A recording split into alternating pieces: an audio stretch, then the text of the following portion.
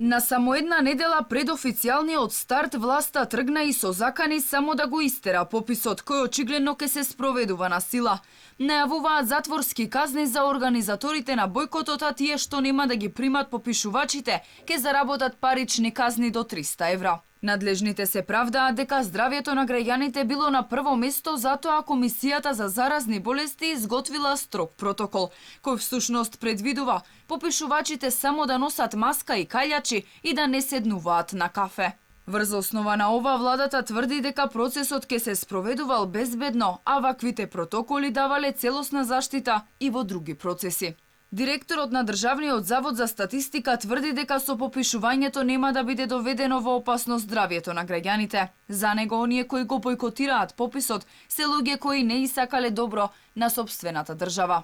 Тоа е нешто што навистина не можам да го разберам. Тоа се луѓе кои што очигледно не и сакаат добро на сопствената држава и на сопствените граѓани. Не знам, јас со години укажувам, а и во принцип секаде во светот пописот е статистичка операција и таа е во интерес на сите граѓани. Значи пописот не се прави ниту за владата, ниту за некоја политичка партија. Се прави пред се за граѓаните во државата, за оние што носат, креираат и спроведуваат одредени развојни политики.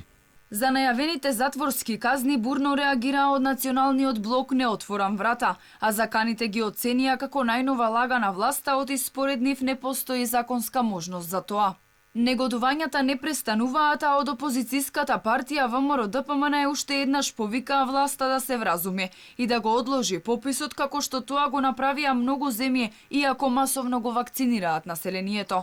Пратеникот Игор Јанушев пак смета дека е неприфатливо да се попишува нерезидентното население, меѓу кои има луѓе кои не дошле во Македонија и по 20 години. Најголемата, слободно ќе кажам, на јавен сервис глупост кој што се направи е да се попишува и нерезидентното население. Нема една светска држава, барем не од оние на кои што треба да се огледуваме, кој што тоа го прави. А во јавноста се обидуваат да протнат темата дека ВМРО било против пописот. Не сме против попис, напротив. Сме за попис, реален попис. Пописот на диаспората и дипломатите е во тек, а резидентното население ќе се попишува од 1 до 21.